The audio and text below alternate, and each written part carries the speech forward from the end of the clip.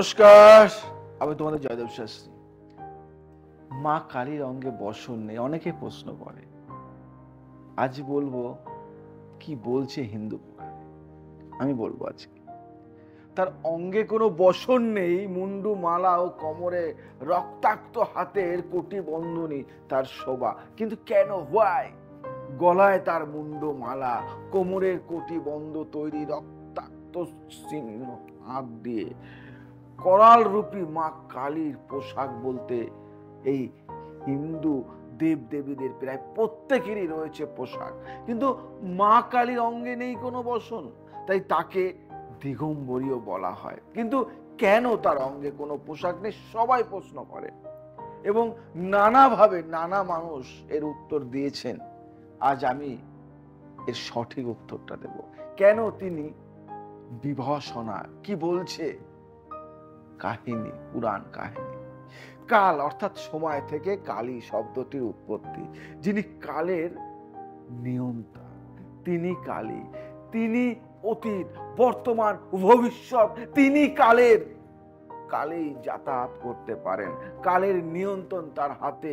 ত্রিনয়নী কালীর তিন নেত্র, তাই কালের পরিচায়ক। আবার তার এই তিন চোখেই রয়েছে সত্য, শিব এবং সুন্দরের দৃষ্টি। মা কালীর এই ক্ষমতার মধ্যেই লুকিয়ে তার বিভৎসনা হওয়ার ব্যাখ্যা।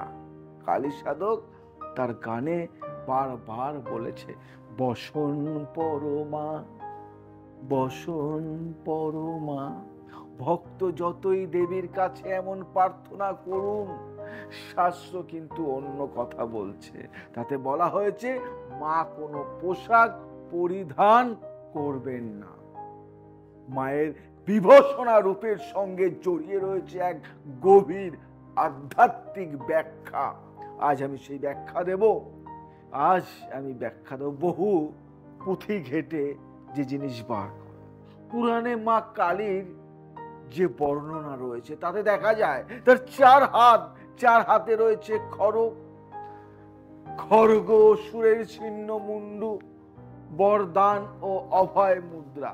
মায়ের গলায় নরমুন্ডু মালা, বিরাট জীব, শ্যামবর্ণা ভগবান শিবের বুকের উপর দাঁড়িয়ে রয়েছেন এই প্রচন্ডা কালী। তিনি আরতের শক্তির প্রতীক, আর তাই নাকি তিনি নগ্নিকা। অন্যদিকে শাস্ত্র মতে দেবী প্রচন্ড শক্তিধর, তাকে ধারণ করার মতো পোশাক নেই জগতে।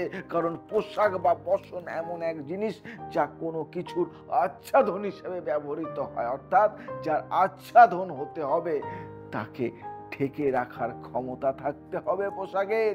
কিন্তু মা তো সর্বশক্তিমান, তিনি নিজেই সব কিছুকে ধারণ করেছেন। মা যখন নিজেই প্রকৃতি, তখন তাকে ঢাকবে কোন উপাদান? বুঝলে? তাই তিনি নগ্নিকা, বিভৎসনা। অন্যদিকে শাস্ত্র মতে মা কালীর বর্ণনা রয়েছে অন্তরূপে। তিনি যেমন একধারে বিনাশকারী, তেমনি সৃষ্টিকারী। তিনি তাই অনন্ত, অসীম। তিনি মা একধারে ভক্তদের রক্ষা করেন, তাদের মনোবাঞ্ছা পূরণ করেন, আবার প্রয়োজনে দুষ্টের দমন করেন। তাই তাকে ধারণ করবে কে? সেই উদ্দেশ্যেই তার বিভৎসনা রূপ। তাই যে যাই বলুক না কেন, আসল তথ্য জানতে হবে। মাকে জানতে গেলে মায়ের কাছে তার সন্তানের মতো, তাকে জানতে গেলে, তাকে বুঝতে গেলে ভুলভাল আলোচনা করলে চলবে না। আসল তথ্য জিস্ট জানতে হবে। যার পোশাকের ক্ষমতা নেই, সেই তাকে ঢাকার, কেন মা সবার ঊর্ধ্বে। বুঝলে? তাই আমি একটাই কথা বলবো, যারা মাকে পুজো করো, মা কালীকে, যে মূর্তি আনো, যদি দেখো কোনো কাপড় দিয়ে মাকে ঢেকেছে, ঢাকা, তাহলে সেই মূর্তিটা আনবে না, আনবে না। মায়ের কাপড় ছাড়া যে মূর্তি, সেই মূর্তি পূজিত করবে, তাহলে শক্তি ও ভাইব্রেশন একটা বড় শক্তি পাবে। এবং যদি মনে হয়, তাহলে তুমি নিজে বাড়িতে বসে কাপড় পরিয়ে দেবে মাকে সুন্দরভাবে, দেখবে সেটাই আসল পুজো। তাই অনেকের অনেক কথা না শুনে সত্যিকারের যে জিনিসটা জানার, সেটা প্রকৃতি বা প্রকৃতভাবে জানার চেষ্টা করো। যদি এই তথ্যটি ভালো লেগে থাকে, শেয়ার করো, লাইক করো, সাবস্ক্রাইব করো, বন্ধুদের মধ্যে ছড়িয়ে দাও। আজ আসি, আবার আসবো নতুন কিছু। জয় শ্রী।